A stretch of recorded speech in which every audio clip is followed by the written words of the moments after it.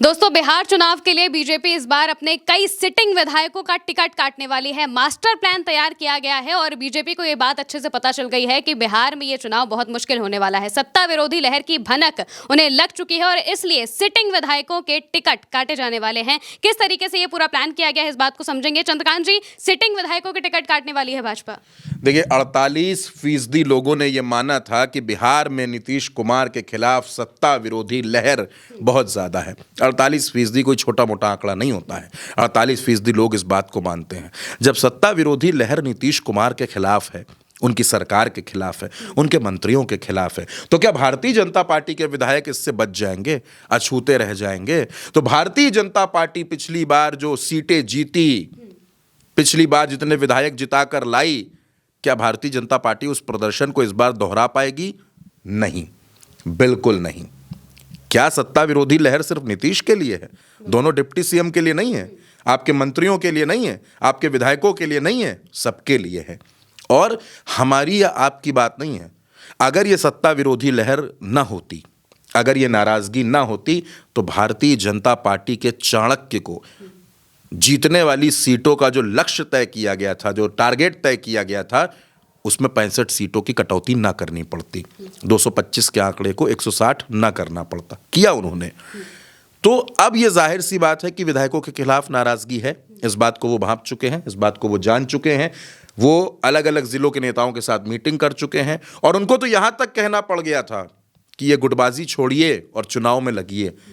तो आप क्या इसको नहीं मानेंगे कि गुटबाजी बिहार में नहीं है? बहुत ज़्यादा है। बिहार में भारतीय जनता पार्टी में और उनके तमाम सहयोगी दलों में गुटबाजी ज़बरदस्त है। लेकिन अब जब बात आती है विधायकों का टिकट काटने की, विधायकों का टिकट काटकर नए चेहरों को मौका देने की, तो ये एक बहुत मुश्किल काम है महिमा। मैं आपको इसमें बिल्कुल प्रैक्टिकल तरीके से बात बताता हूँ, बिल्कुल जो आपको आसानी से समझ में आ जाए।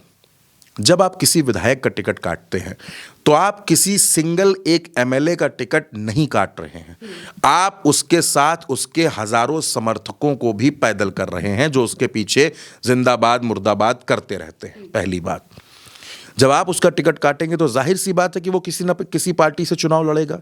मैं ये नहीं कह रहा कि वो कांग्रेस से लड़ेगा, आरजेडी से लड़ेगा या किसी बड़े दल से लड़ेगा। वो किसी और दल में जाकर लड़ सकता है। बिहार में नेताओं की कमी नहीं है, दलों की कमी नहीं है, वो निर्दलीय भी लड़ सकता है। टेंशन किसकी बढ़ेगी, दिक्कत किसकी बढ़ेगी? आपकी बढ़ेगी।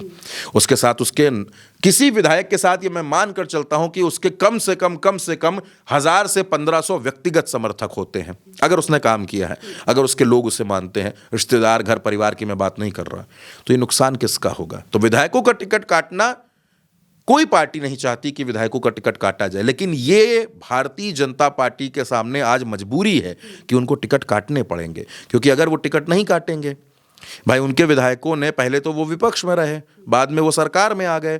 पहले जिन नीतीश को वो कोसते थे, बाद में उनकी जिंदाबाद करने लगे, उनके पीछे खड़े हो गए, काम कुछ मिला नहीं।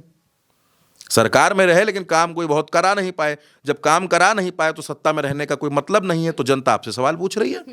अब इसमें जनता क्या करे? जनता की क्या गलती? वो तो सीधे पूछ रही कि भैया आप सरकार में थे, 2024 में आप सरकार में आ गए, 1 साल आपने सत्ता का सुख लिया नीतीश कुमार के साथ, आपने हमारे लिए क्या किया? क्योंकि सत्ता के नशे में आप मदान हो गए। आपको लगा कि हमको सत्ता मिल गई तो पहले अपने संसाधन मजबूत कर लिए जाएं। आप अपने लाभ को मजबूत करने में लग गए, इधर जनता नाराज हो गई। जब विधायक सत्ता वाले विधायक हो जाते हैं तो फिर वो राजधानी में ज्यादा रहते हैं, राजधानी में रहने लगे। जब राजधानी में रहने लगे तो जनता से कट गए, जनता से दूर हो गए, जनता की समस्याओं को सुना नहीं, जनता को पहचाना नहीं। जब पहचाना नहीं तो जनता नहीं पहचानेगी। और जो सर्वे रिपोर्ट बीजेपी के पास आई है, वो सर्वे रिपोर्ट ने होश उड़ा दिए हैं। बीजेपी को लग रहा है कि उनकी जो स्थिति है, कितना वोट मिला था बीजेपी को पिछली बार? 19%। कोई बहुत ज्यादा वोट नहीं मिला था 2020 के चुनाव में, 19% वोट मिला था। नीतीश को कितना वोट मिला था? 16 पॉइंट समथिंग। बहुत ज्यादा वोट नहीं मिला था। तो फिर कहां खड़ी है बीजेपी? कहां खड़ी है नीतीश कुमार की पार्टी? और आज बिहार की राजनीति बदल चुकी है महिमा। आज बिहार के लोगों के सामने प्रशांत किशोर का एक प्रयास है। उनको लग रहा है कि प्रशांत किशोर तस्वीर बदल सकते हैं। मैं ये नहीं कह रहा कि प्रशांत किशोर जो है वो 150 सीटें जीत जाएंगे, सरकार बना लेंगे, मुख्यमंत्री बन जाएंगे, लेकिन प्रशांत किशोर वहां पर बड़ा नुकसान कर रहे हैं। और सिर्फ बीजेपी का नहीं कर रहे हैं, ये भी मैं पूरी जिम्मेदारी से, ईमानदारी से कहूंगा, वो महागठबंधन का भी नुकसान कर रहे हैं। बिहार का चुनाव अब तक के सभी चुनावों में सबसे दिलचस्प चुनाव होने जा रहा है। प्रशांत किशोर आज की तारीख में 23% लोगों की पसंद है। प्रशांत किशोर आज की तारीख में 10 से 12% वोट हासिल कर रहे हैं, और अगर 10 से 12% वोट हासिल कर रहे हैं तो ये भी एक बहुत बड़ी बात है, बहुत बड़ी बात है। बिहार में 10% से ज़्यादा वोट हासिल करने वाली बिहार में सिर्फ 4 पार्टियां हैं महिमा। जेडीयू ने हासिल किया है, राजद ने हासिल किया है, बीजेपी ने हासिल किया है, और चिराग पासवान की पार्टी ने हासिल किया है। इन 4 के अलावा अगर प्रशांत किशोर इस क्लब में एंट्री मार रहे हैं तो ये भी एक बड़ी चुनौतीपूर्ण बात भारतीय जनता पार्टी के लिए, क्योंकि भारतीय जनता पार्टी का वोटर भी पढ़ा लिखा वोटर है, समझदार वोटर है, एलीट क्लास वोटर है, सवर्ण भी उसका वोटर है, और उन सारे वोटर में पीके सेंधमारी करने जा रहे हैं। और बीजेपी में अगर इतनी बड़ी सेंधमारी हो रही है, अगर इस पैमाने पर नुकसान होने जा रहा है, तो विधायकों का टिकट काटना ये भारतीय जनता पार्टी के सामने एक मजबूरी बन गई है।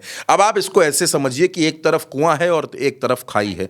टिकट काटने हैं तो नुकसान है, नहीं काटते हैं तो नुकसान है। भाजपा उस स्थिति में आकर फंस गई है। अगर मैं आपसे पूछूं इस बात को कि बिहार के चुनाव में आपको क्या दिख रहा है, तो मैं ये जानता हूं कि आपका जवाब यही होगा कि चुनाव बड़ा अस्पष्ट सा नजर आ रहा है, चुनाव की तस्वीर बहुत ज्यादा साफ नहीं नजर आ रही। लेकिन यह जरूर है कि नाराजगी सत्ता के विरुद्ध ज्यादा है और चुनावों की अपेक्षा, क्योंकि महिमा 20 साल एक लंबा वक्त होता है। मतलब 20 साल पहले जिस बच्ची का जन्म हुआ होगा, आज वो 20 साल की होगी, तो वो देख रही होगी, वो वोटर है वहां पर। तो ये जो तस्वीर बिहार में आप देख रही हैं, जिसमें नीतीश और तमाम चेहरे आपको दिखते हैं, वहां पर भारतीय जनता पार्टी के सामने सबसे बड़ी चुनौती है अपने पिछले प्रदर्शन को दोहराना। क्योंकि अगर वो अपने पिछले प्रदर्शन को नहीं दोहरा पा रहे हैं तो वो सत्ता में नहीं आ रहे हैं, और सत्ता में नहीं आ रहे हैं तो अपना मुख्यमंत्री नहीं बना पाएंगे, और स्थिति ऐसी भी हो सकती है कि वो नीतीश को भी मुख्यमंत्री ना बना पाए। आखिर में मैं आपसे एक बात ये जरूर कहूंगा कि भारतीय जनता पार्टी के सामने परेशानी, उसके सिटिंग विधायक तो हैं ही, उसकी परेशानी एक और है, और वो परेशानी है सीटों का बंटवारा।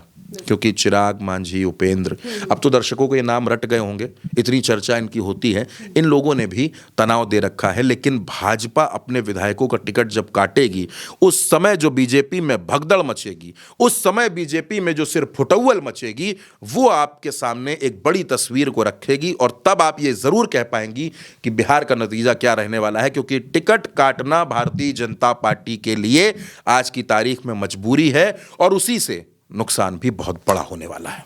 बिल्कुल, और धरातल पर भी ऐसी तस्वीरें लगातार सामने आ रही हैं जहां पर बीजेपी के ही विधायकों के खिलाफ जो कार्यकर्ता है वो आ जाते हैं, मारपीट तक हो जाती है, नारेबाजी तक हो जाती है, और ये सारी चीजें बीजेपी अच्छे से देख रही है। अगर विधायक का टिकट कटेगा तो विधायक के समर्थक नाराज हो जाएंगे, और नहीं कटा तो जनता तो नाराज पहले से ही है, और इसी वजह से बीजेपी इस धारा में फंस चुकी है। अब देखना होगा कि चुनाव से पहले क्या इन सब चीजों को ठीक किया जाएगा या नहीं किया जाएगा। फिलहाल के लिए मेरे साथ इस चर्चा में इतना ही। आप देखते रहिए उल्टा चश्मा यूसी।